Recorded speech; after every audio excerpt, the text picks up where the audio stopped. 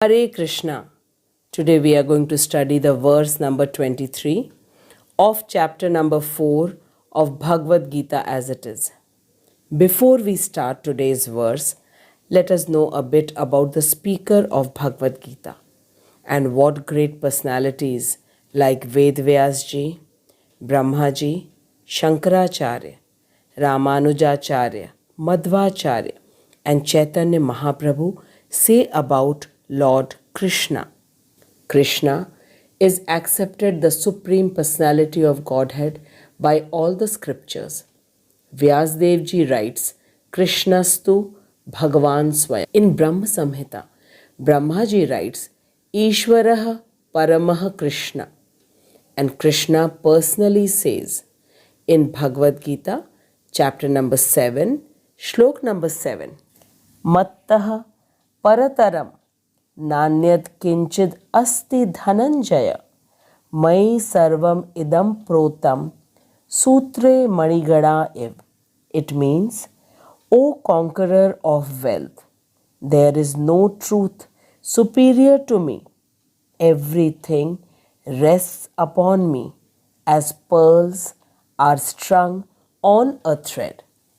And Arjun, who is personally listening to Bhagavad Gita from Krishna, he says in Bhagavad Gita chapter number 10, Shlok number 12 and 13, Param Brahma Param Dham Pavitram Param Bhavan Purusham Shashvatam Divyam Adi Devam Ajam Vibhum Ahutvam Rishah Sarve Devarshi Naradah Tatha Asito Devalo Vyasah Swayam Chev Bravishime. Arjun said, You are the supreme Brahman, the ultimate, the supreme abode and purifier, the absolute truth and the eternal divine person. You are the primal God, transcendental and original, and you are the unborn and all-pervading beauty. All the great sages such as Narad, Asit, Deval and Vyas proclaim this of you, and you now yourself are declaring it to me. Srila Prabhupada says that all the acharyas like Shankaracharya, Madhvacharya, Ramanujacharya, they all accept Krishna as the Supreme Personality of Godhead. And Chaitanya Mahaprabhu, who is Krishna himself in the form of Radha and Krishna, and he appeared as a devotee, he says that Krishna is the Supreme Personality of Godhead. What else evidence do we need about Krishna being the ultimate God? Now we must think very deeply that Krishna is speaking to each one of us personally through Bhagavad Gita, only to teach us that how should we do our karma so that we don't get entangled in the clutches of the fruits of our work and as a consequence of it get trapped in the endless cycle of birth and death. This is Krishna's causeless mercy on each one of us. And now we have to be fortunate to believe Krishna and to do all our work as Krishna has directed in Bhagavad Gita. Bhagavad Gita is only for human beings and not for any other species. We must understand this, that how privileged we are. Now let us start reciting today's verse, that is verse number 23 of chapter number 4. Gat sangasya muktasya Jnanav avasthita chetasah Yagyay acharatah karma Samagram praviliyate Gat sangasya muktasya Jnan avasthita chetasah Yagyay acharatah karma Samagram Praviliyate. Gat sangasya, attached to the modes of material nature. Muktasya, of the liberated. Gyan avasthita, situated in transcendence. Chetasaha, of such wisdom. Yagyai, for the sake of yagya. Acharataha, so acting. Karma, work. Samagram, in total. Praviliyate, merges entirely. Krishna says that the work of a man who is unattached to the modes of material nature and who is fully situated in transcendental knowledge merges entirely into transcendence.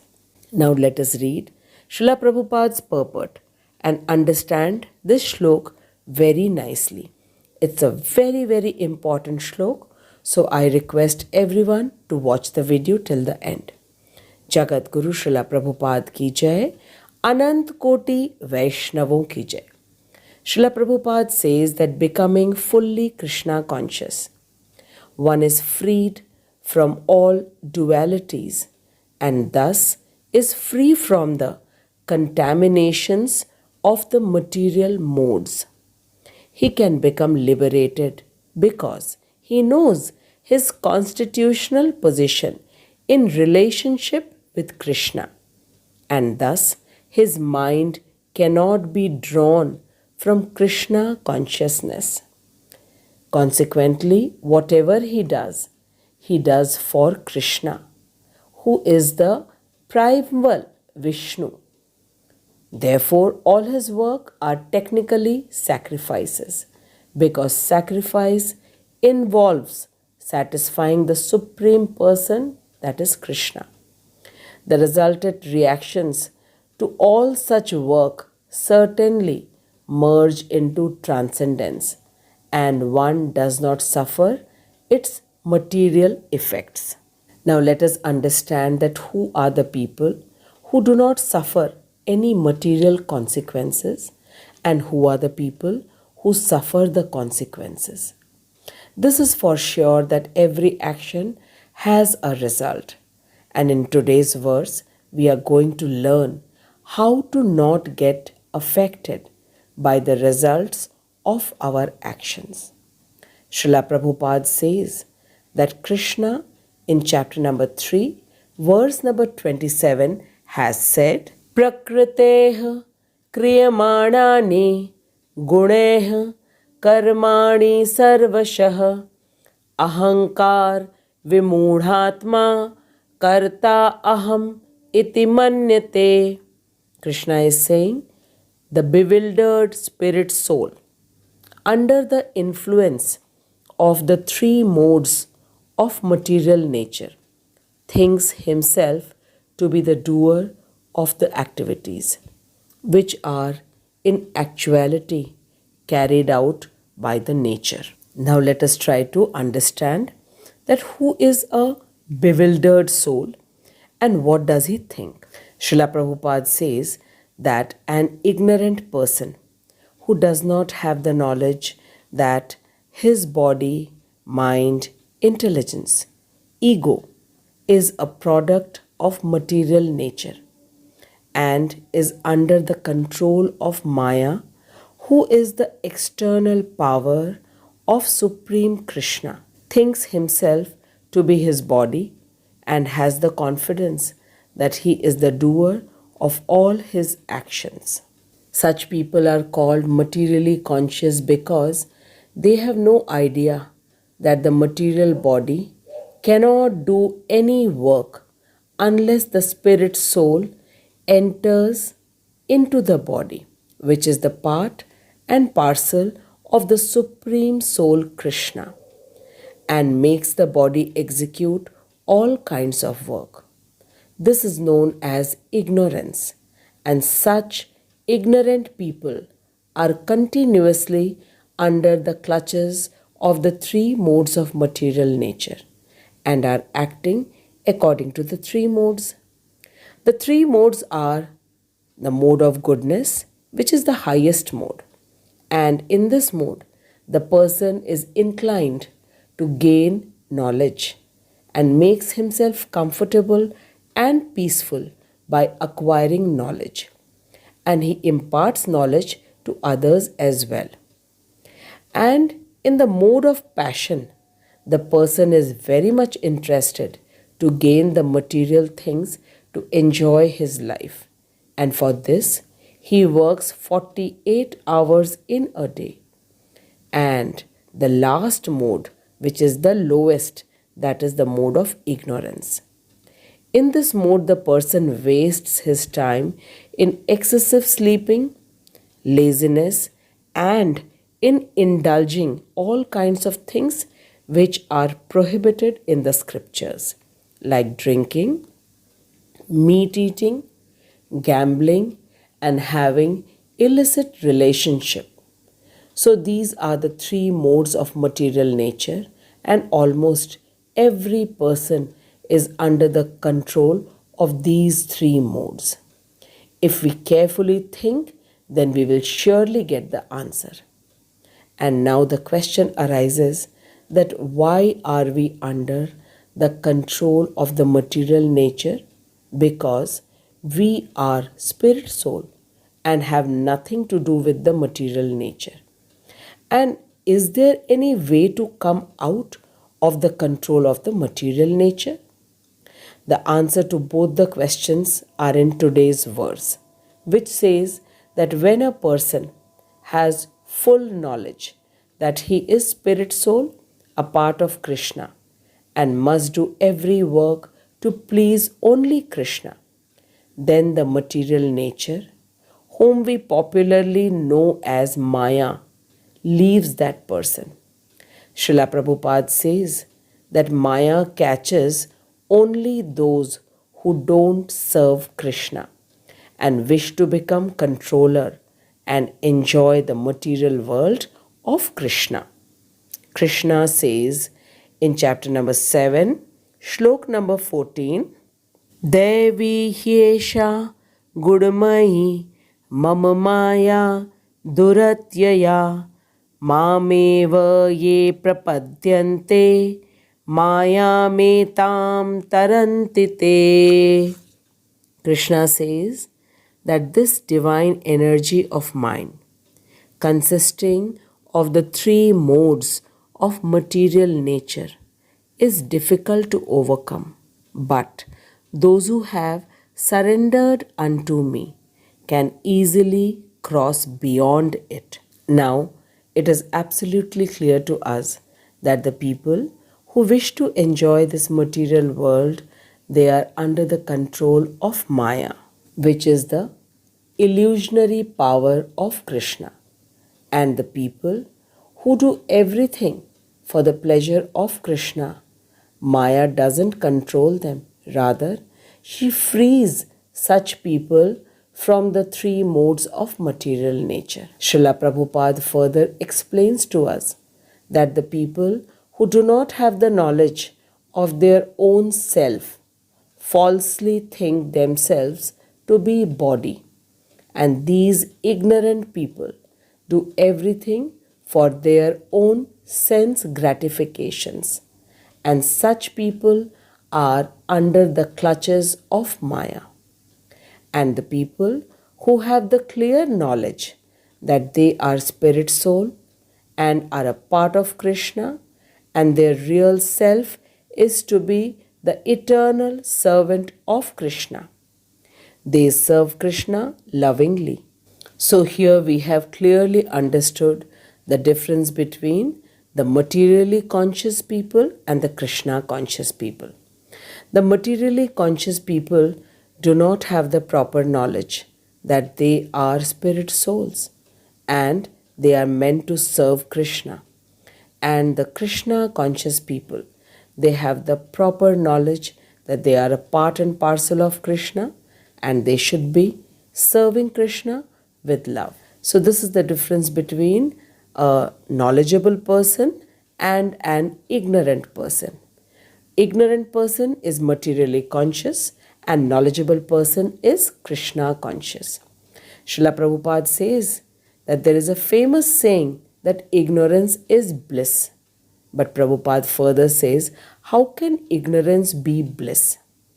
Here the entire world is wanting to be educated, because being ignorant means being in darkness.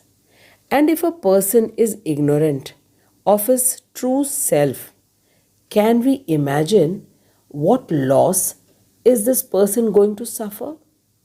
This loss is not about the loss of money or the loss of health. It is about losing a human birth, which one gets only after 84 lakhs of species. So one really needs to be intelligent and should not celebrate this human form of life in ignorance. That is, just to enjoy the material things. That is utter ignorance. Today's verse has very clearly explained to us that the people who do all their prescribed duties only for the pleasure of Krishna, they do all their work as an act of sacrifice. And sacrifice is yajna, which means for the pleasure of Vishnu or Krishna, because the main aim of performing yajna or sacrifice is to please the yajna purush Vishnu or Krishna. And then all the actions of such people become divine and transcend the three modes of the material nature, which is otherwise very difficult to cross. And these people who never do anything for their own happiness are never caught by Maya, which is the external power of Krishna. Now we really need to think very deeply that what do we want to do with our own self. Krishna has given us human life, he has given us Bhagwat Gita, and he has given us Srila Prabhupada to give us the knowledge as to how we should do our work, because none of us can ever be without doing work. Like every electronic gadget comes with a manual. Similarly, Bhagavad Gita is the manual for the human life. And if we don't read it, don't understand it, and don't apply it in our life, then we will be completely responsible for our downfall in the lower species of animals, birds, or trees. Krishna is extremely kind. And Srila Prabhupada says that if we don't show any inclination to know about God and to know about our own real self, then Krishna in our next birth will give us the body of an animal, bird, or a tree. Because animals, birds, and trees are not expected to read and understand Bhagavad Gita. Srila Prabhupada gives us the example of a child who unknowingly puts its hand on the fire or touches the electric wire. Fire or the electric wire will not spare the child, thinking that it's a child and doesn't know. Fire will surely burn the hand of the child. In the same way, if after getting the human life, we don't listen to Krishna, which means that if we don't read Bhagavad Gita and do our prescribed duties according to the instructions of Krishna, then we shall be surely punished, as a traffic policeman punishes anyone and everyone who breaks the traffic rules. So it's very clear from today's verse that ignorance is no bliss. Rather, people who are in full knowledge of their own self, that who is God and how we should be serving God, they lead a blissful life. In fact, if we really come to think that who is actually serving whom, then we will get the answer that it's actually only Krishna who serves everyone, including all the other species. Krishna gives us birth, looks after us by giving us oxygen, water, sunlight, moonlight, fruits, vegetables, and everything that we can see in the entire creation is actually a gift of Krishna to each one of us. And look at our ignorance and pride. Rather than being thankful, we become proudy and wish to enjoy Krishna's creation, thinking ourselves to be Lord in our own way. I am sure today's verse is going to change our outlook completely, and we will become more thankful to Krishna and do everything for the pleasure of Krishna, as Krishna makes us do everything, and without him we can't even move our hand. I thank Srila Prabhupada and my Shiksha Guru, His Grace Hari Mohan Prabhuji, for teaching us the most secretive knowledge of Bhagavad Gita. And I am sure each one of us are really going to think very deeply on today's shlok, where it says, when one becomes fully Krishna consciousness, he is freed from all dualities and he is free from the contaminations of the material world. He can become liberated because he knows his constitutional position in relationship with Krishna. And this is the main purpose of Bhagavad Gita, that we continue doing all our work and do not get trapped in the three modes of material nature. Getting trapped means being in ignorance, and getting the knowledge of Bhagavad Gita, that we are spirit soul, a part of Krishna, and should be doing everything for the pleasure of Krishna. This is like being in complete knowledge. I thank each one of you for listening to Bhagavad Gita shloks very attentively. Please do write your comments, and in case you have any questions, then please do write, and I will surely try to answer your questions by the causeless mercy of Srila Prabhupada. Now we shall meet next week with the next shlok.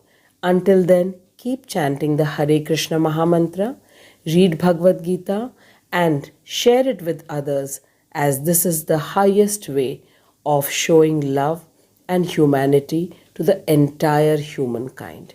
Hare Krishna, Jai Srila Prabhupada. Hare Krishna, Krishna Krishna, Hare Hare, Hare Rama.